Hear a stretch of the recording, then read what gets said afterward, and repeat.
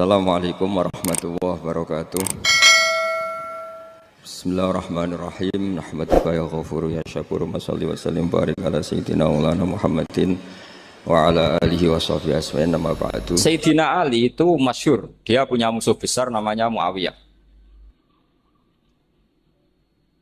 Karena permusuhan ini tidak bisa dihindari. Jadi kalau dalam fikih Islam, ini anak-anak saya ajari fikih. Kalau orang mukmin membunuh orang mukmin itu hukumnya dosa besar apa kecil? Besar. Itu di bab kisos. Tapi orang fikih itu unik. Di fikih itu ada kitab usial namanya. Di takrib ada kitab usial. Dan di situ ada penjelasan mangkutila duna mali fahuwa syahid. Orang yang dibunuh karena membela hartanya atau keluarganya, itu dia mati syahid. Kalau dia posisi membunuh, maka malingnya atau penjahatnya muhaddarun damu. Gak punya hak nuntut kisos karena dia anggap gak ada artinya darah. Nah sekarang begini, suatu saat ada garong ke rumah Anda, ingin membunuh Anda karena ingin mengambil harta Anda. Anda ingin ingat status mukminnya atau status garongnya. Terus kamu mau dibunuh diam aja, saya tidak mau membunuh orang mukmin atau membunuh orang muslim. Kesulitan yang dialami Sayyidina Ali seperti itu. Orang-orang Khawarij cara berpikir Ali ku geblek. Wong mukmin kok pengen mateni mukmin. Muawiyah ya geblek pisan. Wong mukmin kok pengen mateni orang. Padahal suasana sudah kacau. Ketika seorang penjahat mau membunuh yang punya rumah dan yang punya rumah ingin membunuh penjahat. Itu namanya mukmin bentrok sama orang mukmin. Apa orang benar sahibul haq ingin mempertahankan haknya? Tidak sampai saya tanya. Itu sahibul haq, yaitu yang punya rumah, ingin mempertahankan haknya. Meskipun dalam duel ini kadang terjadi pembunuhan. Nah di sini ini ya, ulama ahli sunnah menyebut masalah istihadiyah. Kelompoknya Sayyidina Ali mempertahankan nyawanya, meskipun dengan cara membunuh pasukan Muawiyah. Pasukan Muawiyah juga mempertahankan nyawanya, meskipun harus membunuh pasukan Ali. Zaman itu susahnya istihad seperti itu. Tapi orang Khawarij cara berpikir enggak, ini biang keladi masalah itu Ali sama Muawiyah. Mereka malah rapat, ya sudah dua-duanya bunuh saja. Ya masyhur tuh, akhirnya Sayyidina Ali dibunuh oleh orang Khawarij. Makanya ini penting ya, pentingnya ngaji seperti ini. Jadi kamu harus dilatih berpikir nubuwah. Ya dilatih berpikir apa? Nubuwah disebut al-ulama warasatul. Meskipun dengan cara yang ekstrim, tapi pikirannya saja, jangan perilakunya. Saya punya contoh sekian kasus, sekian tragedi. Misalnya begini, saya itu dulu punya teman, dia soleh, bisa baca Fathul Mu'in. Dia itu janggal, bilang sama saya, Gus, tidak biasanya Rasulullah itu agak-agak nyindir orang fakir. Ini kok ada hadis kadal fakru ayakuna kufur. Bahwa kefakiran itu mendekati apa? Kekufuran. Dia itu aneh sekali. Biasanya enggak biasanya Rasulullah kritik seperti itu. Walhasil ini singkat cerita, anak ini ngalami satu trauma. Dia itu miskin. Gara-gara miskin gitu jadi buruhnya orang non muslim. Dan sering disuruh nganter majikannya itu ke tempat-tempat lokalisasi. Dia mulai mikir, ini gara-gara fakir saya harus nganter orang ke lokalisasi. Mulai ingat dia, sedekah Rasulullah ini gara-gara fakir saya jadi pengantar orang ke lokalisasi. Suatu saat majikannya itu benar-benar bangkrut, malah tidak disuruh nganter. Pokoknya carikan yang cantik bawa sini, pusing. Nah, dia akhirnya walhasil lari terus keluar, terus dia cerita betapa ekstrimnya fakir sehingga gara-gara fakir saya harus jadi penolong orang yang mau apa mak. Anda boleh berpikir ekstrim, tapi ekstrim dalam melawan kemungkaran itu tadi. Saya nggak boleh jadi fakir, tapi takutnya fakir yang nanti jadi alat kemak. Imam Ghazali juga punya contoh seperti itu. Imam Ghazali pernah marah besar ketika tren di Baghdad itu orang belajar fakih semua. Hatta la yakuna thamma tabibun illa min ahli dhimmah, kata beliau. Sampai di Baghdad itu tidak ada dokter kecuali orang kafir dhimmah.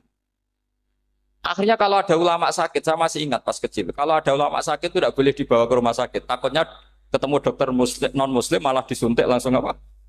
Mati. Akhirnya ulama saat itu berfatwa, orang Islam harus ada yang jadi dokter. Banyaklah gus-gus yang sekolah ke dokter. Yang masyhur ya seperti Sahal itu, Sahal bin Abdul Fattah. Itu dulu putranya Ki Fatah yang menolong Mbah Mahfud saat sembunyi.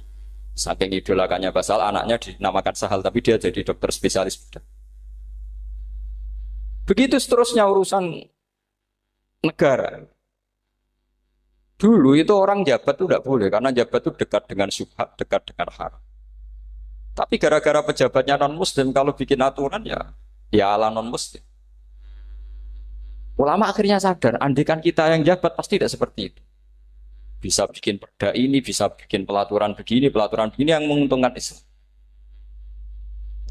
Nah, jadilah banyak pejabat yang sekarang muslim. Tempat-tempat maksiat di obrak-abrik sama Satpol PP macam-macam. Kita untung. Tapi kalau orang-orang Khawarij pikirannya pokoknya pejabat itu dekat dengan haram, dekat dengan syubhat. Padahal dengan kita jabat bisa bikin perda atau apa yang menguntungkan Islam. Kemudian menjadi masalah baru secara fikih. Ini adik-adik dengerin biar kulino senam fikih. Kalau caleg soleh, misalnya Mas Nadif nyalek, ini tadi tak guyoni, mau jadi bupati ndak, kalau ya mau usah dukung. Jadi misalnya gini ya, Zaid sama Bakar, misalnya Bakar itu orang soleh, mau jadi calon lurah. Dia tahu kalau dia lurahnya kampung lebih baik. Kalau yang jadi ini Zaid, itu kampung itu rusak, karena dia suka dugem, suka macam-macam. Kemudian Zaid ini pasti jadi karena beli suara. Misalnya per kepala itu dibeli 50.000. Bakar ini kalau nggak beli suara, kalah. Padahal dengan kalahnya Bakar artinya kemenangan, kemungkaran. Itu zaman era Fathul Mu'in, muridnya Ibnu Hajar Al-Hitami. Ibnu Hajar muridnya Abu Zakaria Al-Ansori itu fatwa. Yang soleh ini wajib beli suara, bukan boleh, wajib beli suara. Tapi ini namanya tidak nyuap, perlu dicatat. Ini namanya tidak nyuap. Jadi tidak bisa kamu kaitkan misalnya ar-rosi wal murtasi finnar. Yang nyuap maupun yang menerima suap adalah sama-sama di neraka. Tidak bisa seperti itu. Karena logikanya dibalik. Sekarang Bakar ini beli suara itu untuk membeli kebenaran. Untuk mengawal kebenaran. Zaid beli suara untuk menopang kebatilan. Berarti namanya Bakar ini penyuap atau pembeli kebenaran? Pembeli kebenaran. Harus dibedakan. Nah, ini pentingnya ulama. Memang nyatanya seperti itu. Yang dikatakan nyuap, riswah itu adalah membayar uang li'ibtolil haqqi untuk membatalkan kebenaran atau membenarkan kebatilan. Itu namanya nyuap. Tapi kalau mengeluarkan uang untuk menghakkan barang hak dan membatalkan barang batil, itu namanya uang perjuangan. Nah ini pentingnya mikir. Jadi ulama itu mulai dulu sudah kreatif. Nah sekarang sudah banyak orang-orang khusyuk yang biasa di masjid khusyuk. Kalau ditanya zaman akhir rusak kabeh, wong soleh-soleh wis nyuap. Kalau orang soleh ini tidak nyuap ya tidak jadi. Kalau nggak jadi mereka nggak ada yang jadi DPR, nggak ada partai Islam, habis malah Indonesia. Saya itu punya kenalan banyak pakar-pakar di Jakarta, itu cerita saya, Pak Bahar. Indonesia itu solusinya gampang. Kita ini punya Bali, punya Batam. Itu kalau Bali dimakaukan, Batam dikayakan Hollywood. Amerika kaya itu bukan karena hebat. Pornografi dijual. Tinju di Nevada itu dijual, di Las Vegas dijual. Apa saja dijual. Kok tidak kaya itu gimana? Sementara Indonesia mau aur-auran gitu sukan partai Islam. Sebenarnya Indonesia gampang, kalau ingin kaya Bali itu dikayakan Hollywood atau dikalahkan Makau jadi kota judi. Batam dijadikan kaya Las Vegas. Itu transaksinya pasti triliunan. Orang kamane wong muda dijual, judi dijual, orang tinju dijual. Tapi gara-gara ada partai Islam, nyari rumus solusi ekonomi itu yang tidak seperti itu. Akhirnya kangelan. Akhirnya rapat isu.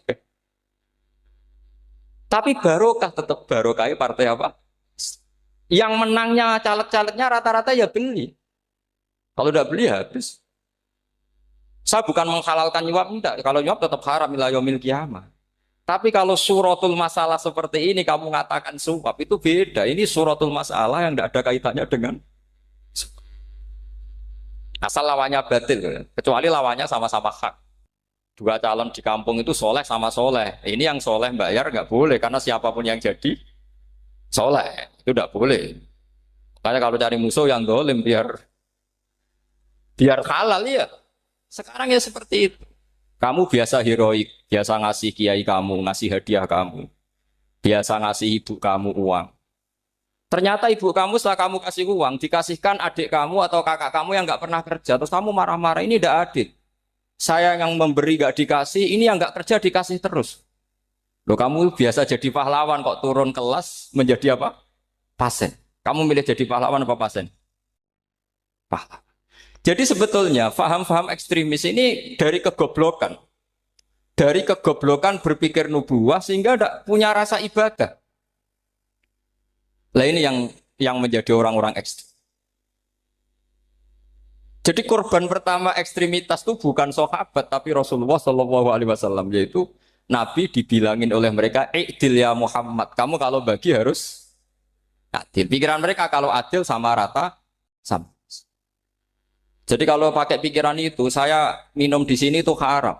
Mau ndak ikut bikin kok minum. Enak tamu, toko-toko mangan, sing masak kangelan urung. Itu jadi edan bareng. Itu sama seperti kasusnya Bahram Al-Majusi. Dia itu seorang raja kaya, punya anak cantik.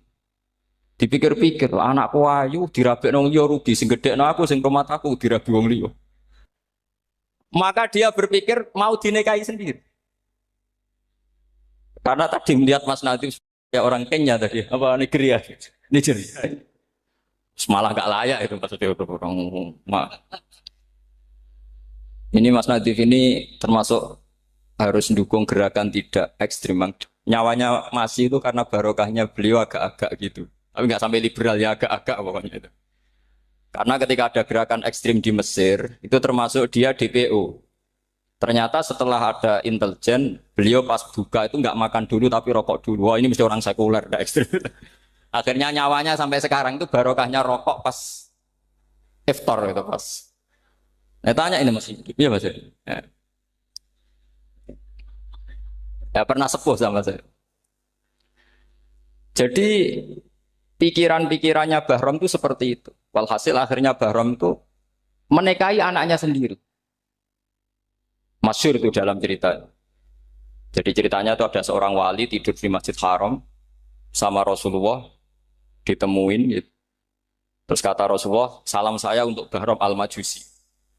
Ternyata dicari-cari nggak ada Bahram lain kecuali Bahram yang berdua, bahkan anaknya sendiri mau dinikahi. Ya cara berpikir karena seperti itu. Kalau kita berbuat banyak harus dapat. Itu bahaya. Bahaya sekali karena kalau dalam teori beragama itu al yadul ulya khairum nal yadis sufla. Kalau biasa ngasih ya ngasih saja, itu heroik. Itu bagus. Jangan biasa ngasih sekarang bermental apa? Makanya saya itu kalau ngajar di pondok yang dulu pernah saya belajar di situ atau yang pernah sepuh itu, dikasih itu bingung. Karena saya ya masih waras itu. Jadi kalau dikasih itu bingung. Tapi banyak juga guru-guru yang dulu ngaji lama setelah ngajar di pondok alma maternya nuntut. Itu saya tidak tahu itu. Itu sudah ada agak-agak kayak itu tadi. Walhasil si Barom tadi itu ini cerita harus saya teruskan karena nggak boleh diputus.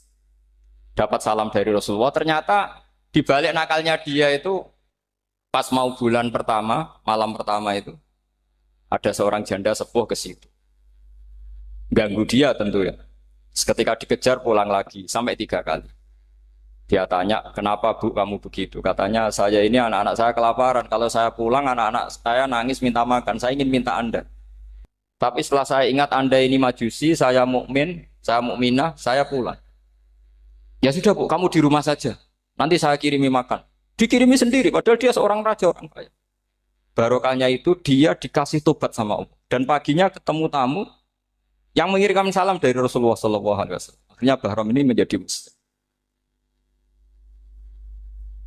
Tapi intinya berpikir seperti tadi itu salah, bahwa kalau saya jasa banyak harus mendapat apa?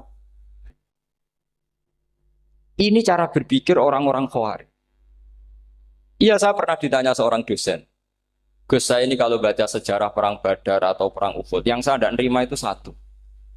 Kenapa setiap ghanimah, harta orang kafir dan istrinya orang kafir kok disita orang Islam, dan yang perempuan jadi amat, kemudian juga digauli orang Islam, yang hartanya orang kafir juga jadi asetnya orang Islam, kok kayak garong. Dia tanya seperti itu sama saya. Terus saya jawab, kalau sampean ada garong dan kemudian bawa senpi senjata api, kemudian garong Anda, penjahat Anda lumpuhkan, ya senpi itu harus Anda kembalikan. Monggo penjahat ini kagungan jenengan beto wangsul. Karena ada milik Anda, harus dikembalikan. Wah, tidak bisa Pak, kalau saya kembalikan pasti dipakai jahat lagi, dipakai kriminal lagi. Ya sama, kalau asetnya orang kafir dikembalikan ke orang kafir akan menjadi aset kekafiran lagi untuk menghancurkan kita. Nah, perempuan juga sama. Perempuan itu alat produksi. Jika perempuan tadi dikembalikan ke orang kafir, maka kamu menolong populasi orang. Ya seperti itu. Paham? Makanya disita dalam perang loh ya, tapi dalam perang yang legal. Nah itulah kenapa amat halal. Makanya di Quran itu illa ala azwajihim aw ma malakat aymah. Paling enggak itu masih ada ulama atau pemikir atau ustadz siapa saja yang bisa memahami logika apa? Nanti kalau ulama ini sudah meninggal, orang akan mencibir Islam dengan cara mengatakan Islam itu jahat, yaitu menyita hartanya orang kafir dan istrinya orang kafir setiap kali terjadi. Karena pemikiran ini pasti sama-sama kutubnya, sama-sama ekstrim. Nah ini penting saya katakan. Makanya masyhur itu perdebatan Sayyidina Ali dan Muawiyah. Ini saya kutip sedikit. Ini ya sama-sama berpikir ekstrim, tapi ekstrim yang baik. Walhasil dalam satu kerja bakti di Masjid Kuba, itu ada sahabat namanya Ammar. Ini di depan umum, ini penting. Kalau dalam ilmu hadis di depan umum ini penting karena nanti menjadi mutawatir. Beda dengan hadis yang Nabi ngendikan sama satu dua sahabat, namanya hadis ahadi. Di depan umum Nabi guyon gini sama Ammar, ya Ammar waihak taktuluka alfiatul baghiyah. Ammar, kamu ini nasib kamu itu agak sial. Karena nanti yang membunuh kamu itu kelompok yang tidak benar. Alfiatul baghiyah itu kelompok yang tidak benar. Itu disaksikan sekian sahabat. Walhasil suatu saat Ammar ini ikut perang dan ikut pasukannya Ali dan terbunuh oleh pasukannya Muawiyah. Seneng Ali. Walhasil Ammar ditemui sama ya Muawiyah. Al-ana dhuhara bi anna fi'ati haqqun wa fi'ataka baghiyah. Sekarang kelihatan siapa yang benar. Saya yang benar, kamu yang salah. Kenapa? Karena Ammar kelompokku dan terbunuh oleh kelompok kamu. Padahal kata Rasulullah yang membunuh Ammar adalah kelompok yang salah. Muawiyah pintar sekali, dia jawabnya gini, laula kama kutila Ammar. Ammar terbunuh karena bela-belain kamu. Kalau kamu tidak nyuruh dia perang juga gak terbunuh kan. Jadi kamu ikut andil terbunuhnya siapa? Ammar. Tapi apa kata Sayyidina Ali? Idzan qatala Rasulullah Hamzah. Kalau teori itu Anda pakai, Rasulullah pun membunuh Hamzah. Sekarang Hamzah perang karena suruhan siapa? Rasulullah. Yang membunuh Hamzah siapa? Wahsy.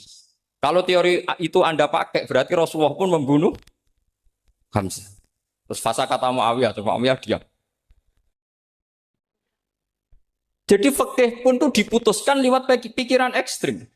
Tapi bukan ekstrim yang merugikan orang lain. Ya, kalau merugikan orang lain namanya sudah la dororo wa la dirar. Dia menyalahi aturan ini. Makanya saya pernah ngaji di sini dulu ketika tahun kemarin. Fikih-fikih Islam itu punya rumus, itu ya gara-gara pikiran ekstrim sebetulnya.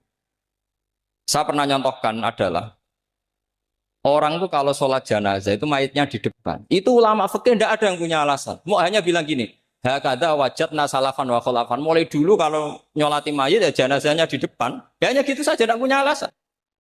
Makanya ulama lain mengatakan tidak apa-apa jenazah di belakang, yang sholat di depan.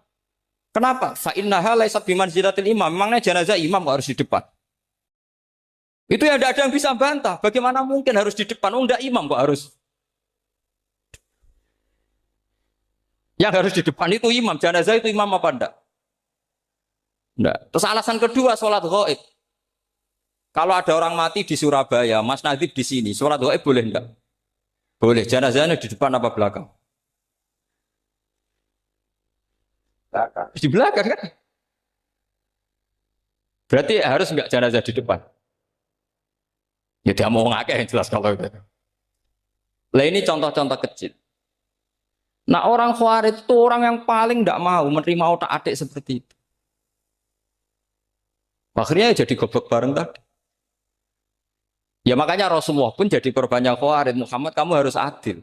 Karena pikiran mereka adil itu yang memberi banyak ya dapat banyak. Kalau pikiran nubuah tidak seperti itu. Kalau yang biasa memberi, biasa heroik, biasa baik ya biar tetap biasa memberi. Jangan dilatih jadi apa? Fasih.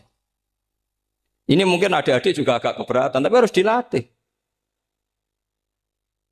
Makanya saya itu jadi kiai itu ya mulai kecil anaknya kiai, putu kiai. Saya itu ya mulang tuh seneng. Saya tidak pernah terlintas dikasih santri atau dihormati ya enggak. Mungkin sampai mati agak terlintas. Ya pikiran saya sederhana. Biasa mulang pahlawan malah sekarang pasen itu malah kayak cemen, kayak turun kelas gitu. Jadi saya terus ya enggak kepikiran sama sekali. Loh kalau saya minta sama Allah karena itu atasan saya. Makanya ada ulama yang ekstrim gini, ini kisah nyata. Ada ulama alim datang ke seorang raja. Rajanya ini soleh padahal. Ternyata pas raja itu berdoa, ya Allah saya kasih ini, kasih ini. Padahal ulama tadi itu mau mengajukan proposal. Mau minta apa gitu. Terus dia pulang ketika ditanya, Pak Kiai kenapa pulang? Ternyata raja itu minta zat yang sama yang saya mintai. Kalau raja saja masih minta ngapain saya minta raja, saya akan minta zat yang dimintai raja. Terus pulang dia. Oh, itu ya pikiran ekstrim, tapi bagus ekstrimnya. Saya akan minta zat yang dimintai.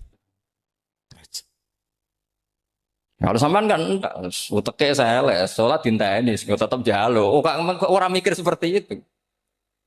Memang salah didik, salah itu tadi. Nah, ini harus dilatih.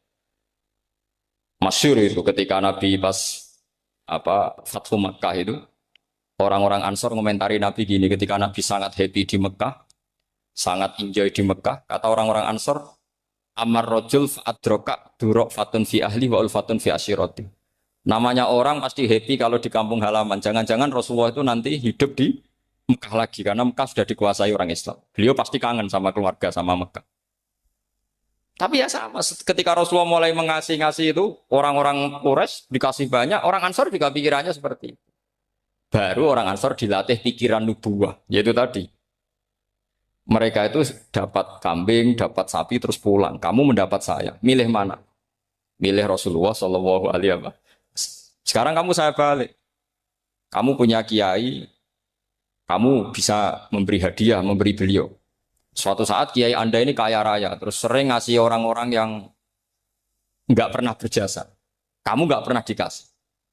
Itu kalau pakai pikiran Khawarij, kiai ini salah karena ngasih orang yang tidak berjasa. Tapi kalau kamu pakai pikiran nubuah, enggak. Alhamdulillah saya tetap istiqomah memberi kiai itu. Dan alhamdulillah nggak dibales. Semoga balasannya di akhir. Ya sudah seperti itu. Kalau pakai pikiran gengsi tadi seperti itu. Masa biasa memberi sekarang posisi diberi, saya rak turun kelas. Jadi sebetulnya pikiran ekstrim itu boleh, tapi untuk yang seperti ini bukan ekstrim yang tadi. Makanya ini disebut al-hujat. Al-hujat itu satu logika yang bisa mematahkan asumsi awal.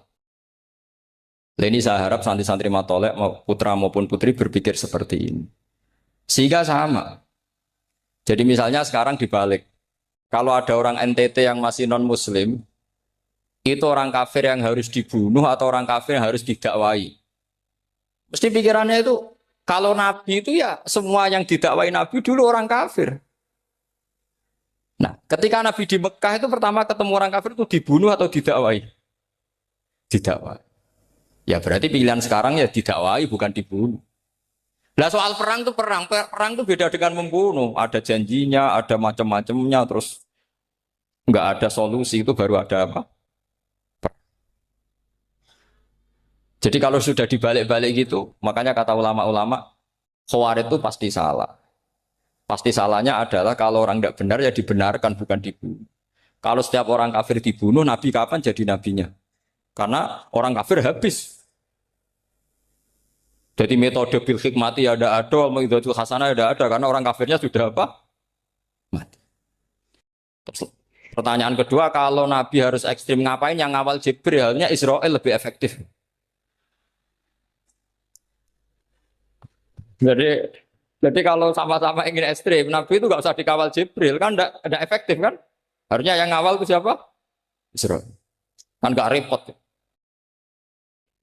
Nah, jadi saya mohon ini saya cerita. Jadi korban pikiran ekstrim itu bukan siapa-siapa. Pertama itu Rasulullah. Akhirnya Rasulullah menjelaskan, ya beginilah cara berpikir. Jadi saya kira demikian. Nanti mungkin kalau ada tanya-tanya, ada pertanyaan. Yang jelas kalau seputar ekstremitas itu bisa latihan. Ya. Sebenarnya bisa latihan di fikih. Karena fikih ini cerminan dari pikiran ulama.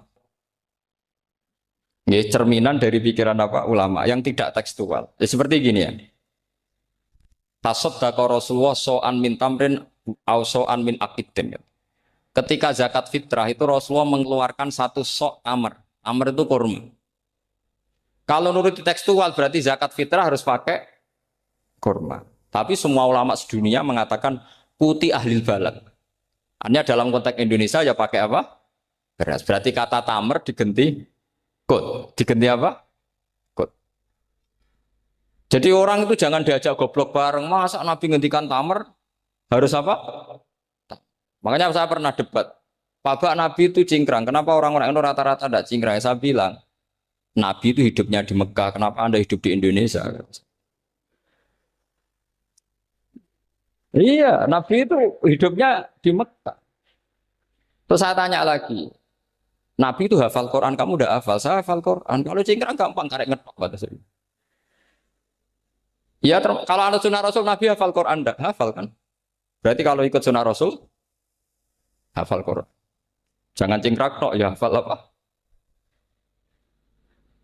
Ya sama poligami juga gitu yang tadi diceritakan Mas Natif itu. Nabi itu poligami setelah Khadijah meninggal. Apa mereka mau nunggu istri pertama meninggal? Kalau ingin persis loh. Kalau ingin persis nunggu istri pertama meninggal. Ah iya. Enggak mau juga kan. Ya biasa saja lah. Pokoknya yang dihalalkan syariat ya kita bilang halal, yang diharamkan kita bilang apa? Enggak usah sok suci isi sunnah Rasul. Saya punya banyak cerita. Abu Bakar itu dulu sering menghindari sunnah Rasul. Dulu Rasulullah itu kalau ada orang minta ya dikasih. Ketika Abu Bakar bikin Baitul Mal. Ketika ditanya ini zaman Rasulullah tidak ada. Kata Abu Bakar, huwa Rasulullah. Beliau itu Rasulullah. Mbak gak dimanage ya negara tertib. Umar bikin pasukan. Pasukan itu diangkat negara. Kalau dulu zaman Nabi yang ikut perang bahaya, yang tidak perang namanya munafik. Era Umar enggak, militer itu ditunjuk. Ya digaji pakai Diwanul Murtaziko. Ketika ditanya, kenapa enggak kayak Rasulullah? Huwa Rasulullah, mbak enggak tertib pun tetap negara stabil. Karena ada karismanya. Jadi kadang-kadang dalam banyak hal, itu kita malah enggak boleh persis Rasulullah. Karena kadang banyak khususnya. Yaitu contoh yang paling masyhur di fikih ya kayak Nabi itu nikah 9 itu khususnya. Dalam strategi juga sama. Dalam strategi memanage negara juga sama. Banyak sahabat yang punya ide yang zaman Nabi itu tidak ada. Ketika ditanya, kenapa tidak persis Nabi? Katanya, huwa Rasulullah. Ya Rasulullah itu meskipun seperti itu, meskipun tidak tertib secara rasional, tetap dikawal wahyu. Makanya negara baik-baik saja. Kalau saya ini hanya Abu Bakar, kalau tidak ya repot. Umar ya sama, bikin Diwanul Murtaziko. Utsman juga sama, di-manage negara. Sayyidina Ali juga di-manage. Kalau Nabi tidak. Tapi tidak apa-apa karena ada karisma. Sama tak cerita nih masalah zakat yang masyhur. Orang paling bakhil sekalipun, paling kikir sekalipun itu zaman Rasulullah bayar zakat. Karena pikirannya setelah zakat dikasihkan Rasulullah mendoakan. Khudh min amwalihim shadaqatan tutahhiruhum wa tuzakkihim biha wa sholli alaihim. Inna sholataka sakanul lahum. Era Abu Bakar enggak. Sorry ya Abu Bakar, dulu kita zakat sama Rasulullah karena didoakan beliau. Kamu hanya Abu Bakar, saya tidak mau zakat. Ya sama lah seperti orang dipimpin ulama-ulama karismatik. Orang dipimpin Badola itu tidak usah metai, santri sudah nurut. Dipimpin Manazif, gak bikin pelaturan, habis pondok. Kalau tidak ngancam, gak gini, ditakzir, gak gini, habis. Zaman Badola dehem tok santri wedi. Mas Nadif dehem. Oh, enggak. Nah, makanya Rasulullah itu tidak banyak bikin pelaturan. Rasulullah itu kalau mau perang itu hanya bilang sahabat, saya besok ditantang Abu Sufyan di sini. Saya mau perang. Oh itu sahabat ikut semua. Orang melihat wajahnya, melihat karismanya sudah tertarik ingin menyelamatkan beliau. Kita tidak akan ridho Rasulullah keluar sendiri. Kalau Abu Bakar ya enggak. Pertama Abu Bakar pidato sudah sopan. Saya memimpin kamu. Ini ketulitu alas tubuh khairikum. Saya ini mimpin kamu, tapi bukan berarti saya yang terbaik. Jika saya benar maka dukunglah. Kalau salah ingatkan. Itu pertama orang-orang bilang apa? Fawwala uqiman nakabisef. Nanti kalau Anda salah tak ingatkan pakai pedang. Ya karena hanya Abu Bakar bukan Rasul. Jika diaturlah ini ada militer, ada pengawal, ada Baitul Mal. Era Umar lebih modern lagi ada Diwanul Murtazikoh, ada macam-macam. Ya Rasulullah enggak ada. Nah sekarang orang sidik-sidik muni sunnah Rasul. Padahal ada sunnah Rasul yang khasnya Rasulullah sebagai nubuah. Ya, khasnya Rasulullah sebagai apa? Coba Nabi itu istrinya 9. Semuanya cerita tentang tahajudnya Nabi, witirnya Nabi. Apa kira-kira Mas Nadif kalau punya istri 4 ceritanya tentang tahajudnya Mas Nadif? Kan enggak. Nah, jadi saya mohon, sebetulnya pikiran-pikiran ekstrim itu karena enggak mau belajar. Enggak mau belajar. Kalau mau belajar itu kata Imam Ghazali itu dalam kitab Imla, Al-Imla fi Iskalatil Ikhya itu. Fal ma'ani awsa'u minal ibarat. Yang namanya ma'ani itu awsa'u minal ibarat. Jadi yang fal ma'ani awsa'u minal ibarat. Jadi yang namanya makna itu lebih luas minal apa? Ibarat. Nah, ini contoh yang paling nyata ya Sayyidina Ali. Ketika Sayyidina Ali perang sama Muawiyah, itu Sayyidina Ali bilang, sebaiknya Muawiyah kirim delegasi, mediator. Saya juga kirim mediator. Terus orang-orang Khawarij karena tadi tekstual. Mahada ya Ali. Ini apa ya Ali? Lam yujad fi kitabillah. Aturan mediator itu tidak ada di Quran. Bahwa kalau kita perang harus ada mediator itu tidak ada. Terus Sayyidina Ali baca ayat wa in khiftum shiqaqa bainihima fab'atsu hakaman min ahli wa hakaman min ahliya. Jika lelaki dan perempuan, suami istri terjadi shiqaq, terjadi konflik, maka suami kirim satu mediator, yang pihak perempuan juga kirim mediator. Terus Sayyidina Ali ngendikan wa amru Muhammad a'dhamu min amri rajulin wa imra'atin. Urusan umat Muhammad lebih serius ketimbang urusan hanya sekedar suami dan istri. Maka kita butuh hakam, butuh mediator. Baru 4.000 orang Khawarij tobat ngikuti pikirannya Sayyidina Ali yang tidak tekstual. Sama seperti zaman Rasulullah. Ketika Rasulullah mau perang Badar, saya ini mau perang Badar kata Rasulullah. Musuh saya itu 1.000 lebih. Kalian hanya 313. Apa kita teruskan? Itu sahabat langsung bilang gini, saya itu hafal teksnya. Idzan lanaqulu laka kama qalat banu Israil fathab anta wa rabbuka faqatila inna hahuna qa'idun walakin idhab anta faqatila inna ma'akum muqatilun. Ini kelihatan sekali bahwa para sahabat sudah ada tekstual. Paham ya? Sampai mau Mekah marah keliru nang syarek Abi Jahal malah repot kan. Dong ya. Artinya sing kaji tugas nak kepen ganjarane akeh, misalnya tugasnya 10, lakoni kebaikan 15. Lah sing 5 iku ikhlas, apa? Paham ya? Jadi misalnya tugasnya kok jam 8 sampai jam 4. Bengi ra dikongkon lah tugas golek wong ka Indonesia sing ilang, golek mama sing ilang. Sing ayu, ora sing ayu. Go ngafaroi sing tugas. Dong ya iki jazah sekaligus. Lho kula bolak-balik kaji tugas iku tapi ya tak ora ngrasa ganjaran. Maksudnya ya tak sebagian duit tak sedekahno aku ya tugas di luar kewajiban go ngeling-eling faktor perintahnya pengen. Cukup pepet tugas jam 8 sampai jam 4. Bareng jam 8 pas mlaku-mlaku ning mall ana wong tersesat ora jamku. Oh, bocah kok ora bakat ahli swarga, Bro. Dong ya iki clear ya iki Muharram ben nonton niat, Bang. Maksud ini kan bulan apa? Haram ya nonton niat iki mumpung tahun baru. Nonton niat sing apik ta apik, sing elek rondo rapati elek wis. Nah apik kaboten ya elek dikurangi, no. Tak warai ini ijazah Mbah Mun. Aku nak mulang ini hak koyo ning swarga, mulang wahab pas. Mergo mulang ini ra entuk apa. Lan aku pidato ora rodok merga. Iku tak kafaro. Hasilnya tak gue pondok, tak gue rumah santri.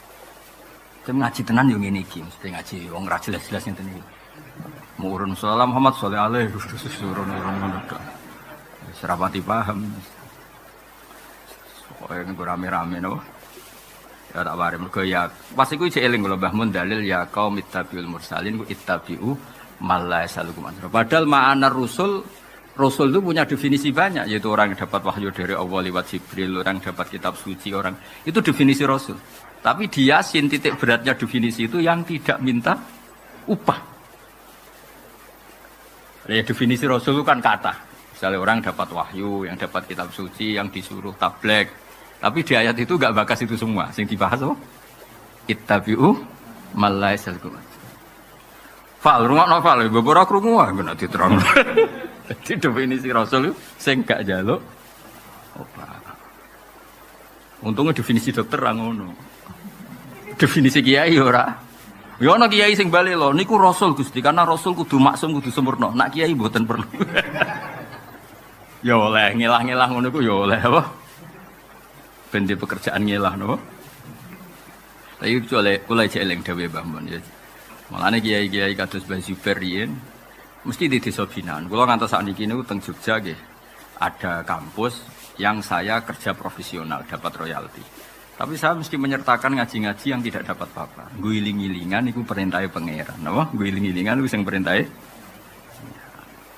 Ya dan ya, jadi nak duwe tugas ning madrasah sing jam tambah, kowe untuk tambah ya ora apa-apa. Tapi nambahi jam sing di luar. Nggih apa? Di luar jam terus aja arep-arep. Engko nangkas masjid mbok tarif. Mulane masjid kok kodo takmir. Kulo nggih sering ditakoki wong bingung. Gus, wonten kiai ngaji rutin teng masjid. Disangoni nganggo dhuwit takmir wasal apa mboten. Kok takokane wong pedhet. Lah tak takoki lho kowe kaji sugih tak kaji melarat, kaji sugih. Nak wakofe kanggo bangunan gak oleh disangokno kiai. Tapi nak wakofe iku kemaslahatan masjid oleh disangokno kiai. Maslahate masjid ku nak ono napa pengajian. Nak kepengin ora khilaf ora usah tafsil sangoni kiai ini. Kowe kepengin nganggo dhuwit kas masjid kan ben dhuwitmu ora kalah ngawur. Kok malah mbakmu lho Gus. Takok daripada ngomong di kesempatan ngamuk ya mending ngono. Ya kan misalnya ono masjid lagi dibangun. Kira-kira entek 200 juta. Semua orang nyumbang tuh kan bayangannya kan dienggo masjid sing entek 200 juta. Sebelumnya kayak pengajian akbar entek 10 juta pakai uang itu. Kira-kira sebenarnya ketemu pangeran terus yang nyumbang dikonfirmasi. Kebetulan kiai ini nyuwun sewu melete atau tidak sesuai definisinya. Misalnya kiai ini NU, lala sing teko sing ngaramno tahlil. Utawa sing nyumbang iku ora ngaramno tahlil, sing teko iku nyariatno tahlil. Donatur ngene iki kira-kira ikhlas gak? Misalnya aku iku pengagum wong alim. Sebelum kiai ini Hamdani, ikhlas gak duitku dienggo Hamdani wis? Gak jawab jujur wae. Kira-kira ikhlas ndi dienggo keran apa dienggo ndak jawab, jawab dan. Betul. Ikhlas betul. Lho niki hukum lho, mboten nyindir sinten mawon. Mulane ngendikan Imam Ahmad, Abu Hanifah, wong nak wakaf ning masjid kudu ditambahi wa masolihihi napa? Mergo angger go masjid iku maknane pikiran wong mesti bangunan kan, dienggo keran, dienggo kerami. Jebule gawe pengajian akbar, nggo podium tok misale podium tak piro sing mewah piro ta? Gangsal juta. 20 jebule wong ape wudu ora ana krane, Bib. Sono sing ning jeding kepleset perkara ora layak kamar mandine. Sing umpama dhek 20 juta iku gue iku selesai. Hisab gak kira-kira. Wah, banter. Kadang sing setuju adil ya rada drengki, ribet menungso iku ribet. Sing setuju adil ya rada drengki, sing setuju gak apa-apa iku nyepelekno hukum. Kae milih didrengki mbek nyepelekno hukum. Biasanya ngono menungso. Sing cenderung adil iku rada drengki. Muangkel nek nang balik untuk sakmono. Sing munamuni ra apa-apa cenderung nyepelekno hukum. Jadi angger hukum mesti bena huma. Wis pangeran nggih hukum mimbeni damin, mimbeni farsiw wa damin. Hukum iku mesti ngono. Sing muni halal mesti nyepelekno, sing muni haram rada drengki. Iku manusa, wis ngono manusa wis lakone. Lah hukum kudu ning tengah-tengah, kudu labanan kholison saikhul syari. Ya contoh tengah-tengah ngene iki rungokno tenan. Misalnya ono masjid wis sehat, semua bangunan sehat, sistem wudu sehat, sistem sesuci sehat. Itu kan kebutuhannya wis rame. Takmir lah ngramekno masjid. Lah ngene iki nggo nyangoni Hamdani kok nyanyi apa. Mesti ya nyanyi sing religius. Ora dangdutan maksudnya iku ya saleh. Tapi ono masjid sing 200 juta itu uang induk. Jatah kamar mandi, jatah keran, jatah. Jebule mbok pengajian kalong 50 juta. Mau perkara nekakno tokoh nasional misalnya. Ya cara ya mesti hisab le dul wong duwe induk kok dienggo. Paham nggih? Pemene panitiane suku anggur merah, anggur putih. Wijo terus nang omah mangan bar mangan bontot. Waduh, nganggo dhuwit kas napa? Masjid induk tabane. Jadi kedah dibedakno hukum iku mau mimbeni farsiw wadamin. Terus ada tadi kalau sampean muni haram, jangan-jangan itu maslahat kanggo masjid. Nak kowe muni halal, wong wakofe ku lilil bina walid toharoh kok dinggo panggung. Dong ya. Setuju ya? Iya dong. Setuju sing haram tak halal tak tengah-tengah.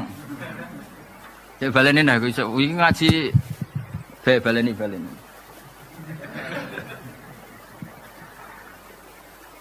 Dong ya. Hukum mimbeni farsiw wadamin iku hukum sing bener iku sing lahirna labanan kholison. Kowe munamuni haram kok nak masjid iku mati ra ono pengajian iku ya repot. Munamuni halal keseringan nganti ngerus anggaran toharo sesuci yo repot. Kayak ngaji ini lho. Ngaji ini halal tak haram. Nak delok golek ilmu halal, tapi nak delok dari bojo wong ngajine yamene kok isuk wis teko. Nak ra wong ngedok kewajiban ora ono. Ya eling-eling dadi hukum iku antarane ya mau misale masjid mati mergo ora ono pengajian, kuwi disalahno pangeran. Terlalu ono pengajian sing nganggo kas masjid sing iku jatah sesuci, kuwi ya disalahno pangeran. Wakaf itu tidak boleh digunakan kecuali peruntukan niate wakif. Dan niate wakif bayangno kan tak sumbang 10 juta ben kerane iku enak anak wudu. Jebule nggo pengajian akbar dienggo podium. Semono kiai niku beda selera mbek kowe. Kula bolak-balik kula nak kiai sendak laporan, Gus, masjid kula, Gus. Yen tak wakafno kangge tahlil malah sakniki tahlil temen niku diharamno. Sing walian yo nate. Gus kula nu berkeyakinan ngoten niku bid'ah. Sakniki dienggo ngoten niku. Bar saiki. Lho kan mesti wong nyumbang kan pikirane kan ana masjid dibangun pikirane duwike iku dadi keramik. Dadi keran. Wong kula sering ketemu tiyang mboten nate itikaf, tak takoki kowe ora tau itikaf kenapa? Kula nyumbang keramik, Gus. Keramik kula semun itikaf. Jadi bayangane iku ora nggo nyangoni mubalek tapi nggo keramik. Kemudian peruntukannya jadi podium. Ya, tapi ke misalnya ngaramno yo keliru, masjid itu yo ora urip nek gak ono pengajian. Yes ngono, hukum iku mimbeni farsiw wadamin kudu nglahirno labanan khalis. Jadi senine ngelola hukum iku kena farsin yo najis, kena damin yo najis. Mesti ora bener, kudu nglahirno labanan. Kayak ngelola wong wedok. Wong saleh ngeduwe wong wedok. Iku ya apik. Kepara wong wedok fitnah, men iman-iman sak Hamdani itu ribet. Iman pas-pasane para wong wedok ayu kan masalah. Tapi misalnya wong soleh gak gelem ngurusi wong wedok terus diurusi wong fasik, kayak disalahno pangeran. Gara-gara wong soleh gak peduli akhirnya wong wedok iki dibina wong sing ora bener. Al-i'rad an ta'limihinna juga al-i'rad an irsadina. Jadi repot ngelola wong wedok kan. Ngelola pejabat ya sama, ngelola masyarakat ya sama. Tak baleni aja. Kowe i'rad anin nisa, alasanem firaron minal fitnah wa apik. Aku mau para wong wedok ben ora kena fitnah wong wedok apik. Tapi juga firor an ta'limihinna wa irsadina. Berarti kamu juga enggak ikut proses mengajari. Tapi kowe ngajari tenan yo fitnah tenan imanmu sepiro. Lah, hukum itu orang anan ya orang ngiri kudu labanan khalis. Dong ya. Kowe yang pejabat ya padha, kayak para pejabat engko nang Toma. Ora parek nak pejabat parek aliran sesat kok sing repot ya Islam. Parek kowe men proposal wae. Yes ngono wis kira wis do tuwa to paham to maksudnya gawe tengah-tengah. Dong ya. Dong to. Wis cerdas-cerdas. Lan kula niku teng mriki termasuk kiai utama. Kula ngajak Hamdani, Kang Ali terus semua. Merkara wis kiai, misalnya tak derekno aku terus masuk kiai kok nggawa sandal, gawa tas kan yo kapan dadi kiai? Tapi nak ra tau tak jak yo ora roh carane dadi santri. Itah itu kok kiai dhewe. Iya soalnya ngono lah, wis iki. Dok ya. Angel temen rong kowe. Mulane Quran iku jamiul kalim, ora ana kitab suci kaya Quran. Iku nak gawe aturan ngono.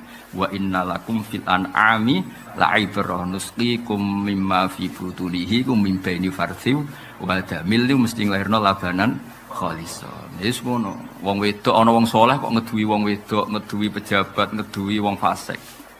Apik dari segi jauh dari fitnah. Tapi yo disalahno pangeran. Nek iki dibina wong fasik. Salahno wong gak gelem bina pejabat, dulu ketemu kiai sing pahame beda. Yo repot ki disalahno pangeran, njuk ngaji kowe ora gelem. Tapi bareng kowe gelem kok terlalu over, terus eling musala panceng. Pertama sumbangane nggo musala cek apik. Wis-wis sanyo omah yo kok dilaporno. Wis ini mboten nyindiri hukum guys, iki muharram. Ya nata niat ijra. Iya. Angel. Ngandani kiai-kiai latihan yo angel. Proses.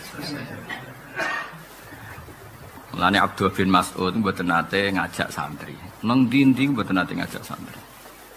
Alasane zillatan litabe wa fitnatan lil matbu. Masyhur tengene kiai.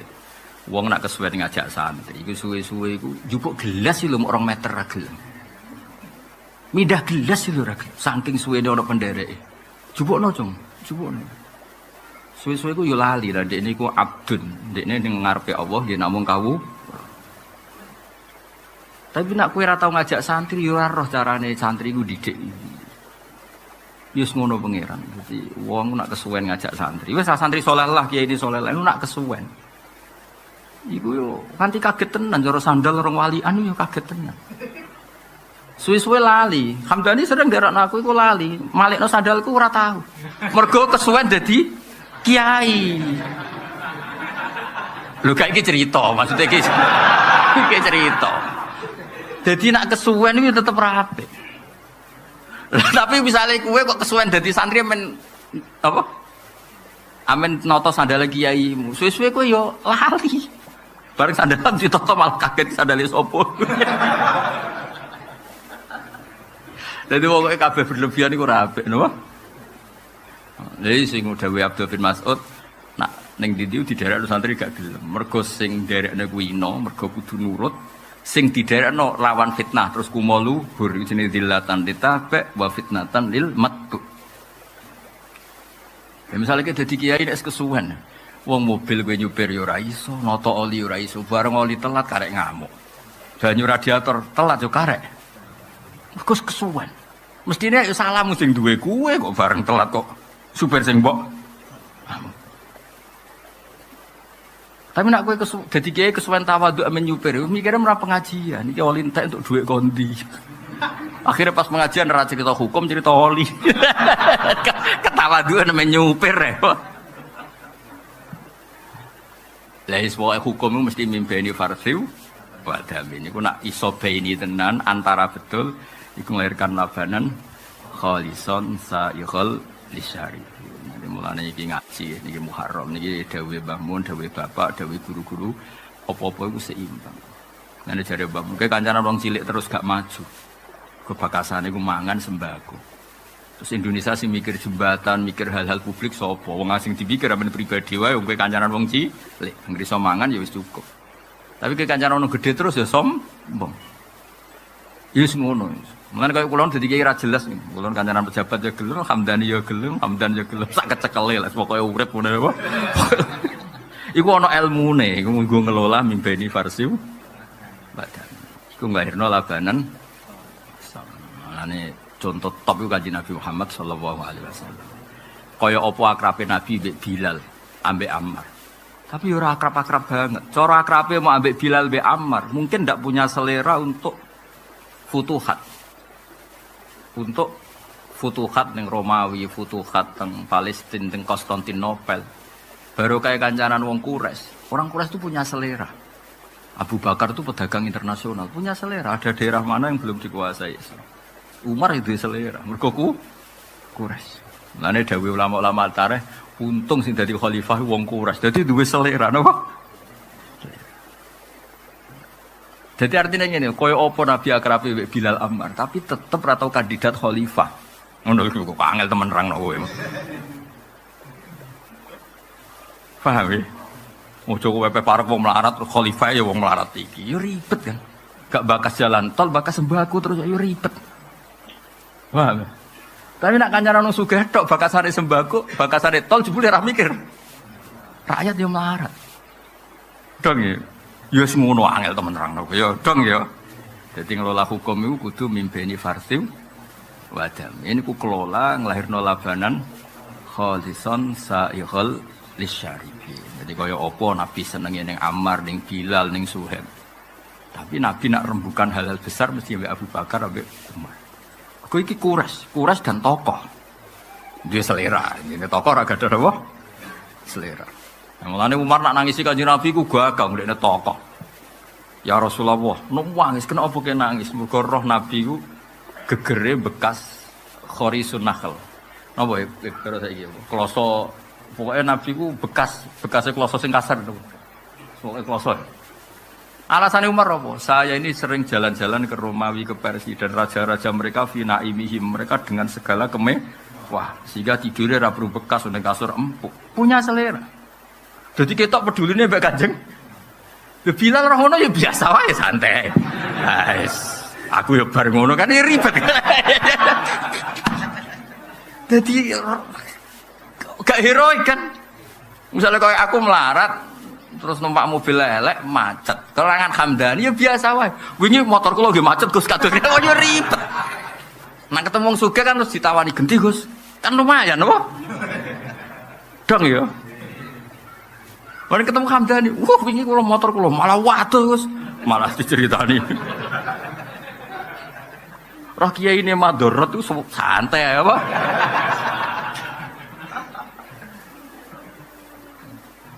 Ya kidangnya tak balena ya. Jadi ngaji ku kudu seimbang. Kowe wingi-wingi Rom surat Iqra iku paling pertama. Iku ya wis pinter. Ya wis. Saiki tak tambahi tambah pinter. Iku ana ulama darani iso wae hakikate iku Fatihah. Mergo awal Islam iku wis ana salat. Dan perangkat salat yang enggak bisa ditinggalkan itu Fatihah. Ya tapi ora usah omongno wong akeh terus kowe koyo pinter ya ora biasa wae. Biasa wae ora biasa wae ora usah sok-sokan kok. Biasa wae. Cuma logikane ngono. Mane ana wae ulama sing darani awal suratin nazalat itu napa? Fatihah. Mergo alasane wis ana salat. Lah salat iku mesti masuk salat maca hizib nasor kan yo ora ngarep. Maca jal-jalut kan yo ora ngarep. Salat yo maca apa? Fatihah. Lah terus ketika turun ning Madinah itu pengulangan. Makanya ndak bisa kamu katakan Fatihah itu madaniyah, ndak bisa. Ini jenis surat sing turune berulang-ulang balene. Nerangno kowe nek gak mubeng-mubeng ora paham-paham. Maksudnya ya iki maksudnya takarrara nuzulu yo ngene. Dong kan saya. Wes. Saya baleni mimbani farsiu wa jamil labanan. Oh, ikon saibal lisyarifin. Apalan ayat ngono tok apa. Kalau sering ditamu kok waduh, Gus kula aku dadi murid. Nembe hafal juz amma. Jenengan semak. Aku pengalaman kiai. Yes, ida samsukirat pun sing niku. Aku kan roh pantangannya hafid itu nak sama ya, ida samsukirat wa ida nujumun kadarat wa ida jibalu suyirat wa ida ini mesti mubang-mubang. Waduh anger pantangan Yasin, ayo faidahum jamiul ladina mudurun ijak khomitun. Akhirnya ojo sing iku le Gus. Ya nek sama kulhu akeh tunggal ya. Seribet. Soalnya pantangan sama itu samsu kuwiran kan. Mana wong salat iki kisah nyata, ana imam engkek, ya engkek iku ya engkek. Sing makmume loro iku hafid Kang Ali. Iki kisah nyata. Wong kancaku kabeh. Sing imam ya kancaku, makmume sing hasud ya kancaku. Lah imame imam debutan kepengin engkek maca ida samsu apa. Lha sing wong loro iki sing urung takbir. Engko ditani terus kepluntir maksudnya mluntir. Tenang. Bareng